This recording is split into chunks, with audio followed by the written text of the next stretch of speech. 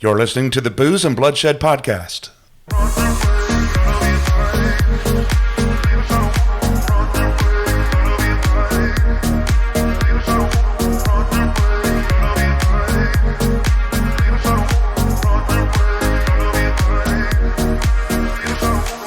Oh, hey, Leah. Hi. What you doing? Hey, baby, what you doing? Well, here we are again, another podcast after we've been waiting a couple of weeks. We're happy that you've chosen to join us this morning, afternoon, or evening, wherever you may be listening from. And as always, we're here to dish and discuss all things boozy and bloody. True crime or horror movies will be our focus every week, along with an alcoholic beverage chosen by us or you. What are we doing this week anyway? We are discussing the Stone IPA, which is delish, and then we will be talking about the Night Stalker, Richard Ramirez. Very cool. So Stone IPA and Richard Ramirez is the podcast this week. We'll be right back.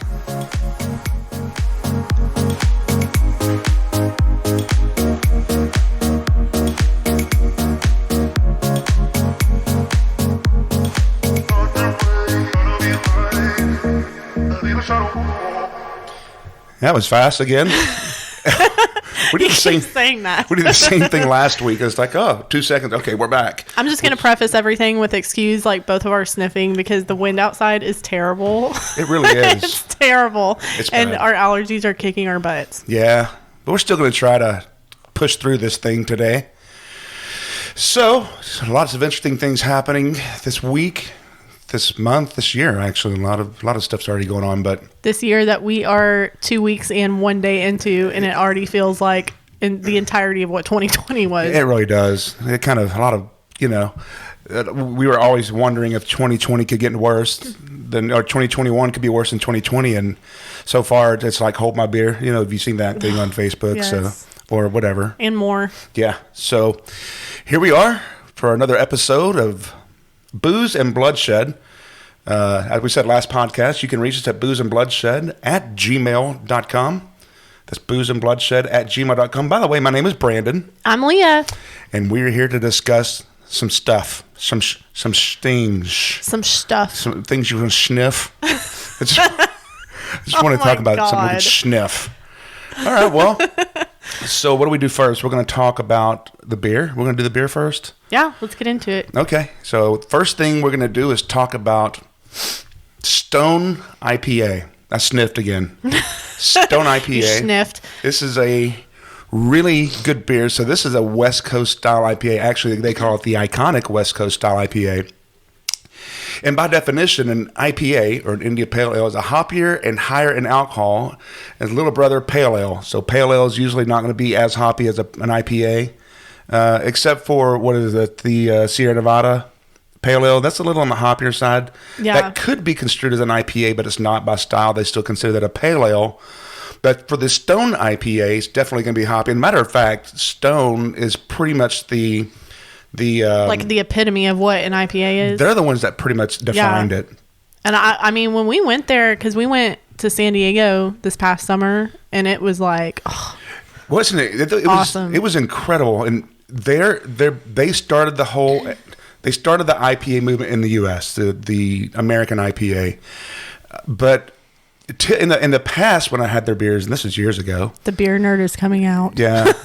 Sorry, it was so hoppy I couldn't drink it, and that's talking back in the 90s, like late 90s and on. Well, because I mean that wasn't really a thing. Like that wasn't. It wasn't. They kind of founded the whole thing, started the whole thing here. So this beer was actually made in 1997. So I think this is probably their flagship beer that got them started. And they have another one that was called Arrogant Bastard, which is another beer. Oh, I love that one. I think Arrogant Bastard was their first one, and I think this might be the second one. Both awesome. Yeah. So it's a great beer. So they deliver it. They said it's higher in alcohol than its little brother Pale Ale. We already said that. And we deliver in spades. One of the most well-respected and best-selling IPAs in the country, this Golden Beauty explodes with tropical, citrusy, piney hop flavors and aromas, all perfectly balanced by subtle malt character. This crisp, extra hoppy brew is hugely refreshing on a hot day, but will always deliver no matter when you choose to drink it.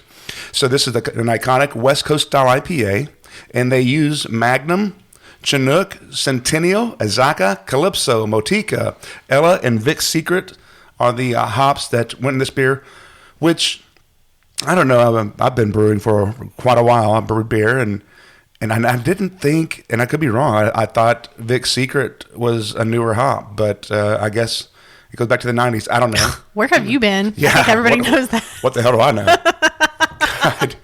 It says you get a citrusy, tropical, piney flavor profile. On the palate, it's medium body, so it's got a good body, with no perceivable inside joke.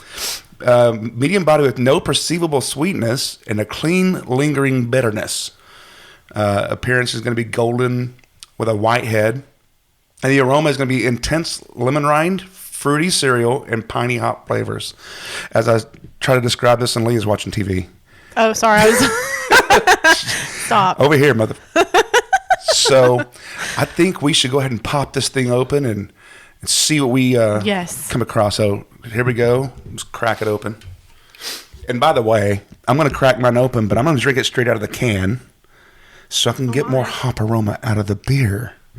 Let's try this shit. Let's do it. Ooh, that was a good pop. So let's give it a little sniff. I especially love smelling IPAs, like probably more so than any other style of beer. Because they always smell so fresh and so like crisp. They do. They taste really fresh, or they smell real fresh when you take a sniff. Oh my God. We need to get another word because we said sniff already like 20. I like the word sniff. Such a sniff. So, let's go. I mean, serious. You can smell that fruity cereal. It smells like Fruity Pebbles in a way. Yeah, Fruit Loops. Mm-hmm. I see what you're saying. And it's got that when you eat Fruit Loops, you seem to think that yellow one smells more like lemon, and it probably doesn't. But I smell the intense lemon rind. I smell that. I smell the fruity cereal. I smell the pine hops. Mm-hmm. It's not supposed to taste like cereal, though. It's not a cereal beer. It's not a flavored beer. It's just an IPA. Well, we're still talking about the aroma. Well, yes. We'll get to the taste in just a second because we're going to tear into this damn thing. Mm-hmm. Mm-hmm. Let's see. I got pine. I got a little bit of grapefruit. And I don't want to go too deep with this damn thing. It's just, it smells amazing. It does smell really good. Let's give it a little taste. Oh, my God. Let's see. It's such a good beer.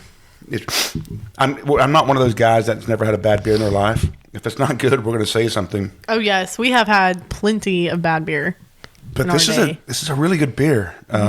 It is. You definitely get that tropical, piney, citrusy thing going on. A lot of pine, get some grapefruit. You can taste a little bit of that cereal thing going on too. Yeah, but it's not a flavored beer. It's just an IPA. But you can taste that. I see what you're saying. It tastes like a very, I don't know how to explain it other than what you just said. It's like fruity. And it's 6.9 alcohol, so it's not too high. No. I kind of like my IPAs a little higher on the alcohol side. I like to have a little bit of a slight burn. Double IPAs is more my thing. But this is still really good. So do we pause this and drink and come back, or do we just keep on going? Because it's always kind of funny to see how this thing affects us. Let's just go with it. Let's just roll with it. Let's just roll with it. I'm probably going to drink this more than I drank the wine last time, just because I'm more of a beer drinker. Yeah. And we're drinking these things in how big is this can? Oh my God. Please don't call it what you've been calling it. A tall boy? I don't know what it is, but I hate that phrase. Tall boys? Yes. I don't know. It's kind of, it is what it is, right? It's like that Canadian thing. Yeah, tall boys, eh? We're drinking out of the 19.2 ounce upside down label can. And I did say to you the other day when I got these that when you hear this, we're putting the drink down on the table. Yeah. Sorry, I love the fact that the label's upside down. I honestly thought they accidentally did that until you told me that.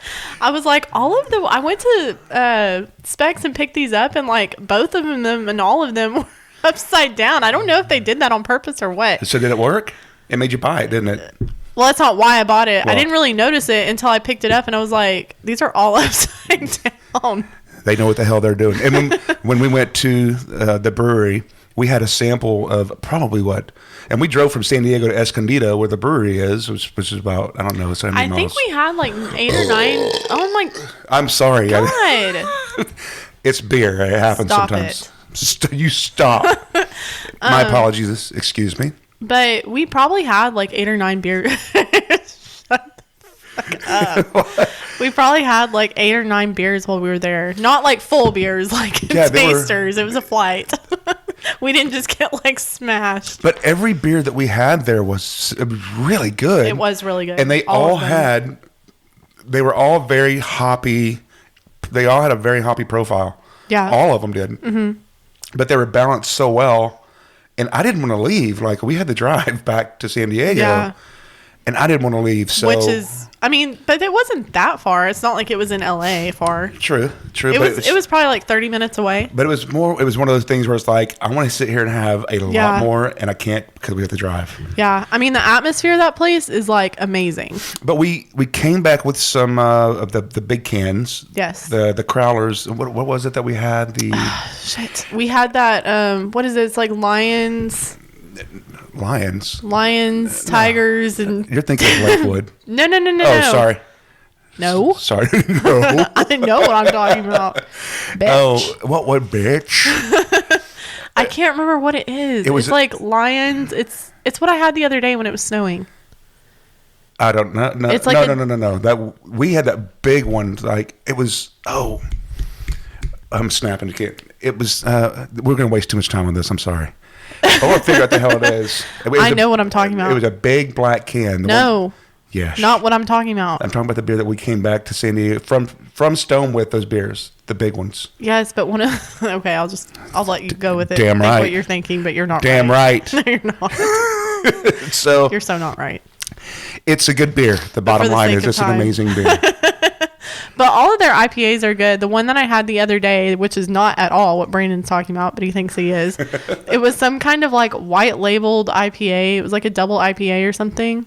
Yeah. And it was, stop saying that. It was, I'm going to have a laughing fit. It was Lion something.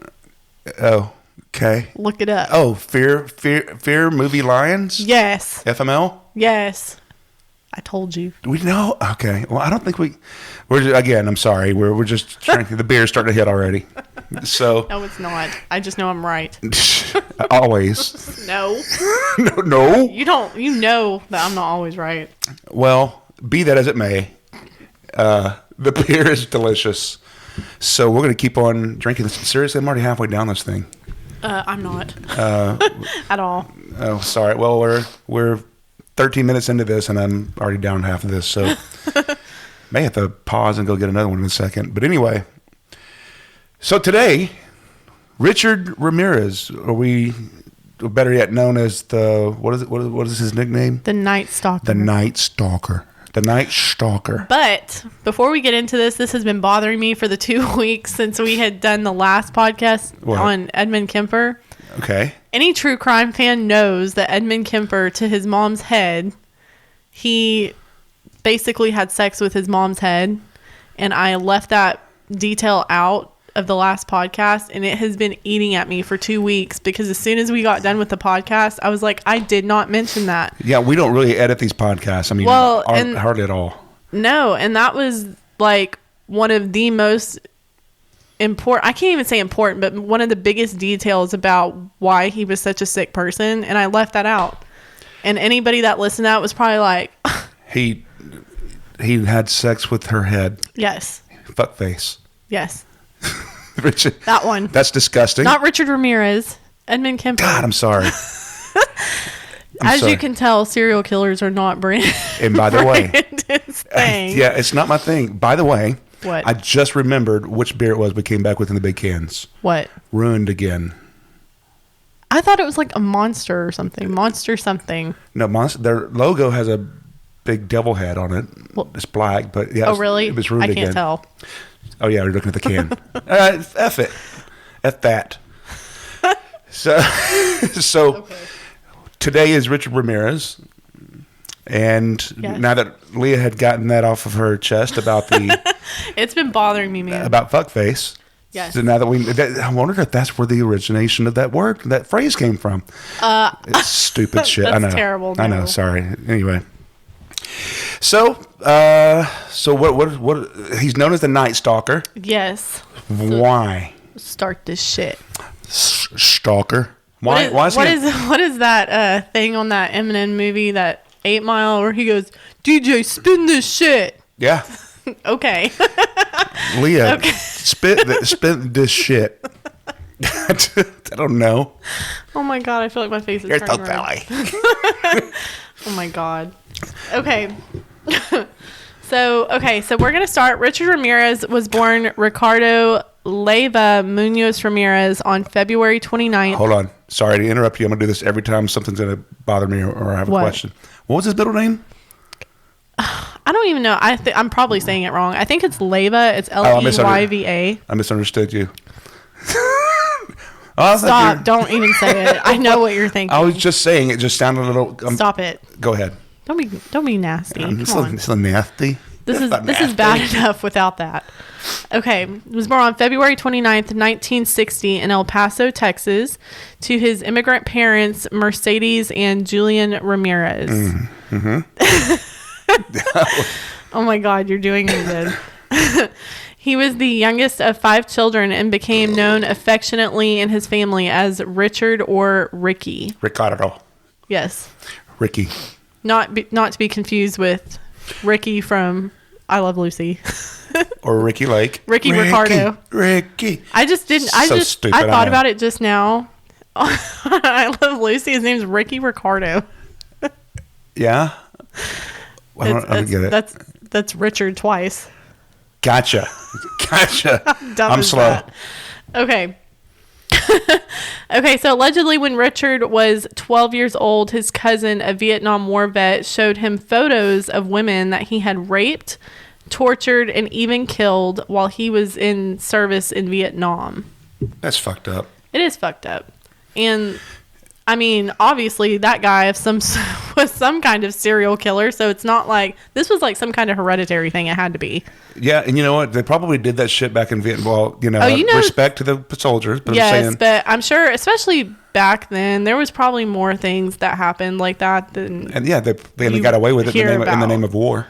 Yeah, it's terrible, but I'm sure both sides do it, and it's just it's war. Bad things happen. But that is absolutely terrible. 1 year later, this same cousin was married. He shot and killed his wife in front of Richard Ramirez when he was 13. So this cousin is a male, obviously. Yes. So in the last with Edward. Oh my God! Look, his name is Richard Ramirez. No, I mean that last podcast. Oh, Edmund Kemper. Yeah, he had an issue with his mother, right? So maybe this guy's got issue with men, like a fatherly figure. No. Okay, sorry, I didn't. He doesn't. That is one thing about him. What's really scary about Richard Ramirez, to give some kind of foreshadowing to this entire thing, he does not have any kind of pattern to what police and investigators and the FBI would profile as a serial killer. Okay. All right. They normally all have these kinds of patterns. Well, anyway, we'll get into this later. Okay. Okay, but 1 year later, oh shit, I already read that. Okay, but no, around the same time when for real this time. So true. When he was 13 years old, it was around the same time that he saw that he began breaking into homes and would later drop out of high school shortly after his 17th birthday. Okay. So high school dropout, breaking into homes. Yes. You can't exactly break into a home with a high school career. Interferes with your time. I mean, you could. I guess that's true. After he dropped out of high school, Richard moved to Los Angeles, where he further committed crimes and was briefly imprisoned for stealing a car. So when he moved to Los Angeles to get by, he was doing like petty theft and things to make money and all that, so he could buy food and hotel stays and things like that, just to kind of, I don't know, live for a while. Yeah. I don't know. Okay. But in June of 1984, he committed his first known murder. So 1984. Yes. And this, how old was he at this time? I'm sorry. Okay, he was born in 60, and so 24. Okay, 24 years old. Yes. First murder in 1984. He killed a 79-year-old widow. Already fucked up. Sorry. Thanks. Named Jenny Wilco. He raped and then stabbed her to death. Jeez, okay, and what a landmark first one. You know what I mean? Like, if you're going to do it good. That's terrible. Well, and you know what's weird is they keep saying he doesn't have a pattern, but the more I researched and got into, like, the people he killed, he somewhat kind of did. Like, he killed more older people than he did younger people. But he was doing things to people of all ages. Okay, and we'll get more into that in a little bit, because I have a question to ask you about that after a while. Okay. Yeah. Okay, and then his... Oh my... I'm sorry. I'll stop. No, you won't. Okay, and then what police... Stop laughing. What... I'm going to be the immature one in this podcast at all times. I'm sorry. And that bugs Leah to death. And that's why I do it. It's because it's hilarious. And it's very ironic that I'm the mature one. I don't get it. It's not funny. Because I'm younger. Go ahead. Anyway, the second supposed victim was Patty. I can't say supposed. She was a victim of his, but she's supposedly the second one. Patty Higgins was one of his first kills. He sodomized her, stole valuables from her, and then slashed her throat before he fled the scene. She was discovered on July 2nd, 1984. Her murder is suspected to have taken place either on June 27th or June 28th. Okay. And that was how much longer after the first one? I couldn't find a date on the first one. I looked, but, so many different websites say so many different things. I couldn't find a date on her, and I didn't want to give an inexact date. Yeah. So I'm not sure, but within the same month. Okay.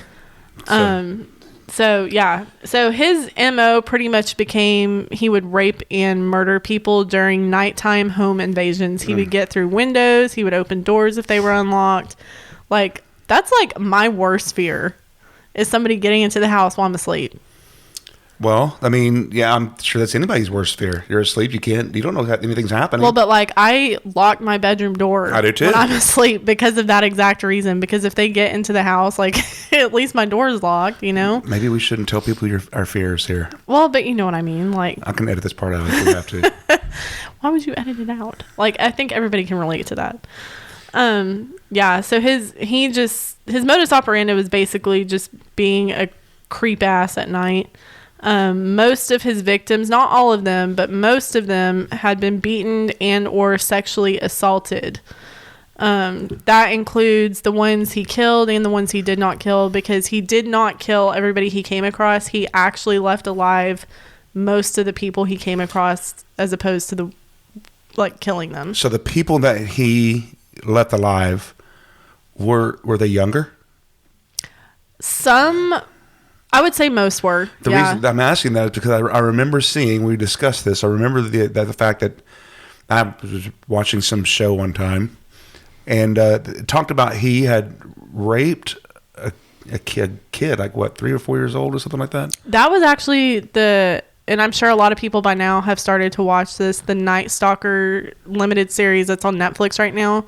Yeah. We started watching that yesterday, and that's what they were talking about, is he was actually abducting random little kids that he would find, and he would basically molest and rape them, and then he would drop them off somewhere and abandon them for somebody to find them. So he wouldn't kill them, but he would do deviant acts to them, which to me is just as bad as killing them, because then they get to live with that the rest of their life.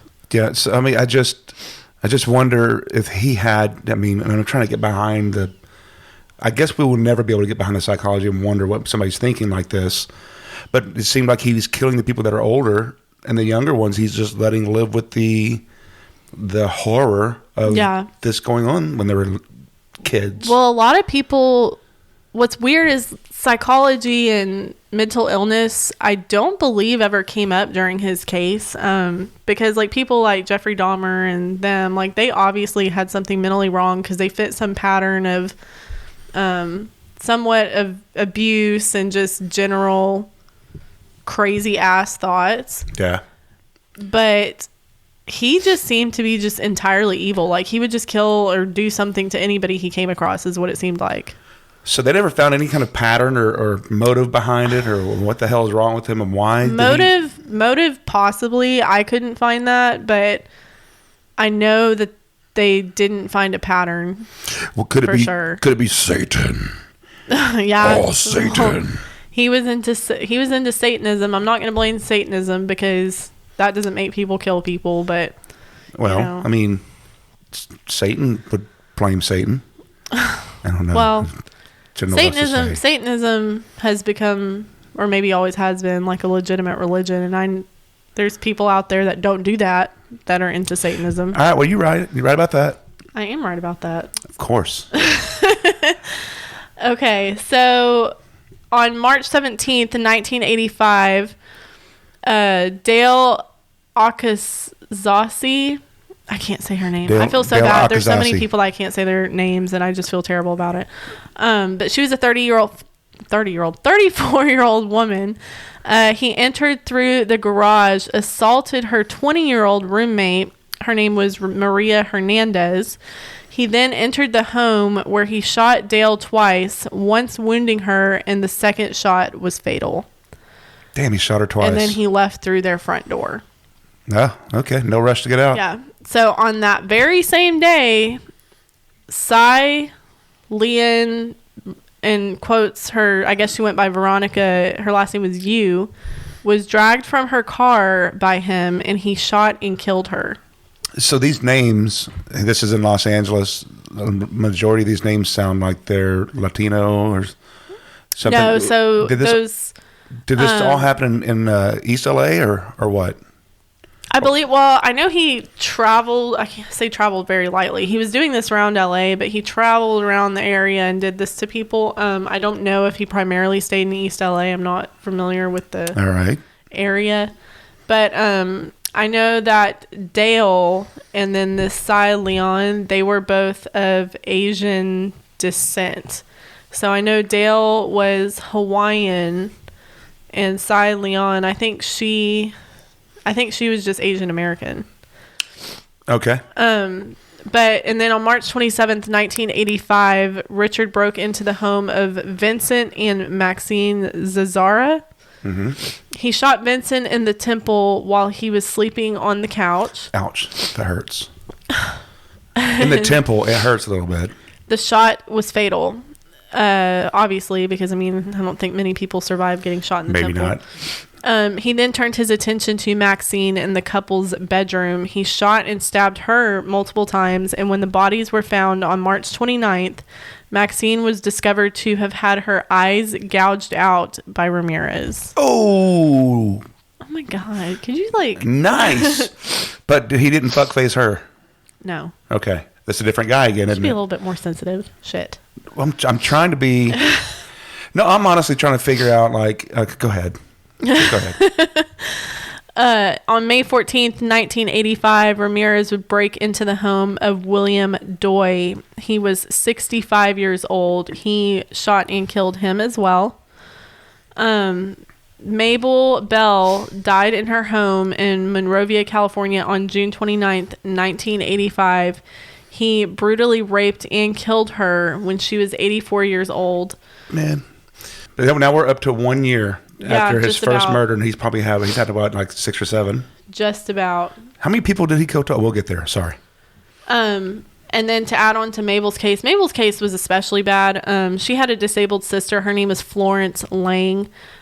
She was bludgeoned by a hammer that Richard found in their kitchen, and he raped her. After raping her, he used her sister's lipstick, Mabel's lipstick, to draw pentagrams on her thigh Satan. And bedroom walls, which Satan. Mabel and Florence were found 2 days later, both alive, but both comatose. Her sister Mabel died. So they lived of her injuries through the. I guess so. They must have barely been alive when they found them. And then. Go ahead. Sorry. What were you gonna say? I was gonna ask if there's like a total number here that he killed. So I'll discuss that when they talk about the sentence. I keep jumping ahead. It's okay. He's done a lot of stuff, and it's just like a long list of things. And on top of that, my notes, I kept finding out things as I was like writing, and so I was having to go back, and my notes are all scattered and stuff. Okay, so moving on. I'm about halfway through my beer, almost 3/4 of the way through my beer, and you said earlier you're going to drink a lot of this. You didn't even touched it. I have to. I'm just trying to concentrate. And I'm belching back here drinking the beer, and you're getting mad at me. Okay, here's my sniff. Your sniff. On July 2nd, 1985, Richard killed 77-year-old. I thought you were going... No. Drink. Okay, so let me start over. Sorry. July 2nd, 1985, Richard killed 77-year-old widow Mary Louise Cannon in her Arcadia, California home. He slit her throat. But she's an older lady. He didn't have sex with her. No, he didn't have sex with her. Okay, that just makes me wonder, like, why some people... Not that I found. If y'all find other information to, negate what I just said, I'd be more than happy to. Yeah, make sure you can correct me. Make sure you send it to boozeandbloodshed@gmail.com. This was going to be a hard one for me to say. China Rong Kavanagh was a 32-year-old man. I'm sorry, I'm butchering the name so bad. Was a 32-year-old male. 32-year-old male. Anyway, he was a 32-year-old male who was shot and killed in his home in Sun Valley on July 20th, 1985. Following that, Elias... Is this his first male victim, by the way? No. Okay. No, he killed a couple much earlier. Okay, that's right. Elias Abawath Ramirez shot and killed the 31-year-old on August the 8th, 1985 in Diamond Bar, California. Diamond Bar is beautiful. I haven't been there, so it's beautiful beauty. During a burglary of his family's home. And then on August 24th, 1985, this was thought to be his last known murder. He killed a man named William Carnes and then raped Carnes' fiance. God, did they say the age on that? I did not find that. I'm sure it does say somewhere. So fiance probably pretty young, but this is the last known one. The very first one was in 84. This is in 85 now. So Carnes was killed, but his fiance, she lived through the attack. He did rape her, but as he was fleeing the scene, she did get a glimpse of his license plate and the fact that he was driving an orange Toyota. I believe she reported this to police, and his car was found on August the 28th, 1985, outside of a Los Angeles shopping center. His prints were lifted off the rearview mirror and matched to his prints on file. Mm-hmm. His name and photo were then released to the media. He was caught on August 31st after trying to steal a Mustang. Yeah, so he just apparently didn't normally leave his fingerprints or something. He was really careful up until that point. Maybe he was just in a hurry to get out of there. I don't really know. So, I mean, if you're going to steal a vehicle, steal a fucking Mustang. Yeah. Yeah. I don't have anything to add to that. So we're seriously a year and a half into this guy is famous for. So after he was caught, he was charged with obviously multiple counts of rape and or sexual assault, murder, attempted murder, things like that. His trial started he was convicted on September 20th, 1989. He was convicted of all charges. He was... all known charges. All known charges. Yeah. He was initially charged at the beginning of this with 14 counts of murder and 31 other felony counts. He was ultimately convicted of 13 counts of murder, 5 attempted murders, 11 sexual assaults, 14 burglaries, and he received 13 death row sentences. During the penalty phase on November the 7th, 1989 of his trial, he was sentenced to death in the California gas chambers, which, do they even do that in Texas? Absolutely so. Electric chair. Gas chambers, a not the gas death penalty. chamber. I thought it was like all across every state. If they had the death penalty, I thought it was like all, lethal injection. Well, I guess they don't do that anymore. I'm not sure because it's more humane now. I mean, I just had no idea that maybe I'm just clueless. I did not know a gas chamber death penalty was even a thing. So yeah, he did end up dying prior to his execution. Of course. Yeah, I mean, don't they all? He died of B-cell God, I almost said lipoma. Lymphoma? like Dr. Pimple Popper. B-cell lymphoma on June 7th, 2013, while awaiting execution on the California death row. What a puss escape. His trial up to that point was the most expensive trial in California's history until the O.J. Simpson trial in 1994. Back then, his trial, I mean, you could probably figure out the inflation on this, but his trial cost $1.8 million. In 1989. I mean, yeah, that's pretty expensive. But why though? I mean, I don't know why it cost that much. I don't know. Maybe to have like some kind of extra security or some shit. I don't know. Apparently the trial didn't last that long because everybody knew he did it. I mean, there was just too much evidence mounted against him. Yeah, I mean, and the fact that he just was in prison and passed away of an illness, after all the shit that he did and after all the harm and pain that he caused people, he gets the pansy ass way out. Yeah. Well, I mean, it's not like he meant to do that. It's not like he meant to die. It just happened. It's just he was lucky. He was lucky to die that way rather than... Oh, I'm sure it was not a comfortable death. Oh, I have to kick myself. I did leave out a victim. His name was Max Needing. He was a 68-year-old man who was attacked with a machete, followed by being shot and killed by Ramirez on July the 20th, 1985. His 66-year-old wife, Leah, was also killed during Ramirez's attack on the home, during which time he also robbed them. So I know that was super out of order, but I'm sorry. I didn't want to leave somebody out. Yeah, so he robs them, kills them, rapes her, right? Yeah. Good guy.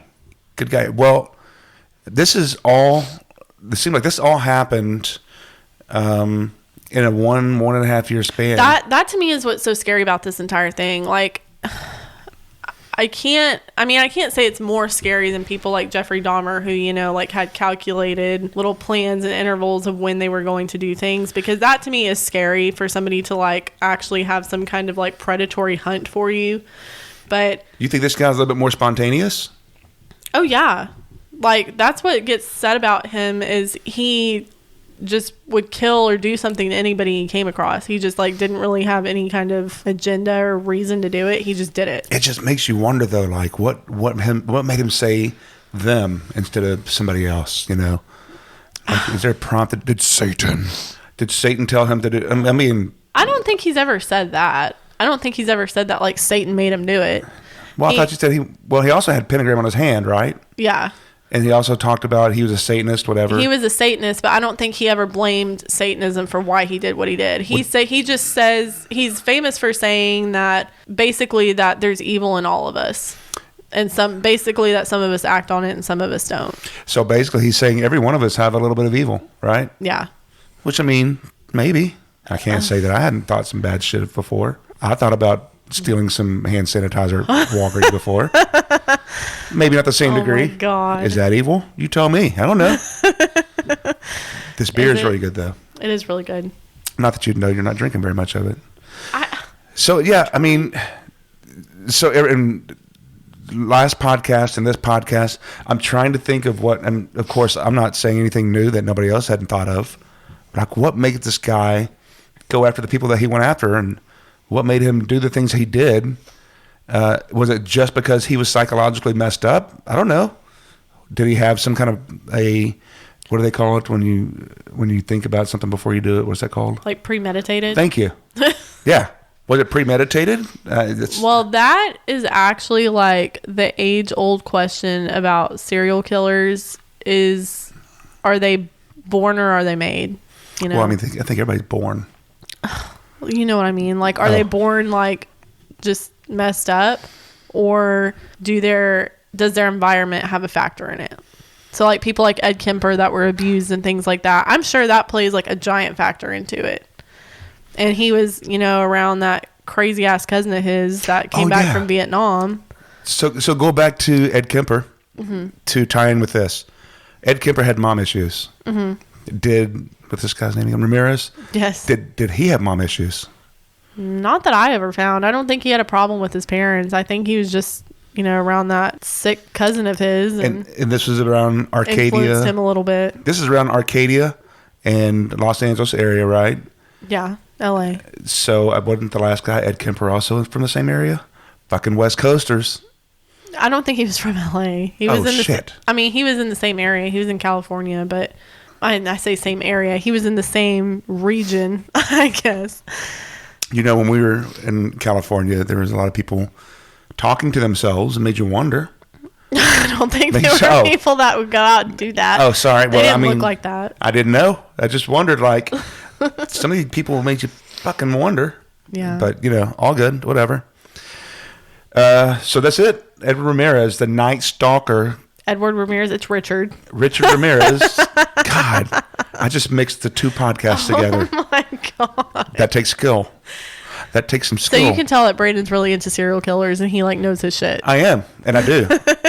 And I'm drinking a Stone IPA, and it's delicious. So, do we have anything else, Leah? I don't think so. I think we've got it pretty much covered. Why are you laughing at me? Because you're so silly. Oh my God. So on a serious note, I'm going to go ahead and talk about it really quick. We had my best friend, one of my best friends, our best friends, Ron Harper, passed away yesterday from his battle with COVID. And he was probably one of the most influential people in my life, and I'm pretty sure Leah's life too, on basically just how to be a better person. He's just loved his friends and loved his family. And it's been one day, and we really miss Ron a lot. So, Ron, if you're able to hear us, we love you. We miss you, man. So, I don't know, Leah, do you have anything else that we need to add? I already missed talking to him about true crime and conspiracies. Oh, my God, that's right. You guys were into that stuff together. We were. So, it sucks, man. Yeah. Just make sure you wash your hands. Keep your distance from people. All that other good stuff. Just stay safe in general. So, look, if you're listening to us on YouTube, we are going to be at Booze. God. You went booze and what? That YouTube at Booze and Bloodshed. We're on Instagram at Booze and Bloodshed as well. If you need to email us at boozeandbloodshed@gmail.com. We'd love to hear from you about some ideas. Maybe somebody that you think we should be talking about. Maybe something we should be trying as a beverage of choice. And if you are listening on YouTube, be sure to like and subscribe. Absolutely. So click the subscribe button. Click that little bell for notifications. And I think that's it. Yeah. See you in 2 weeks. Thanks. Peace.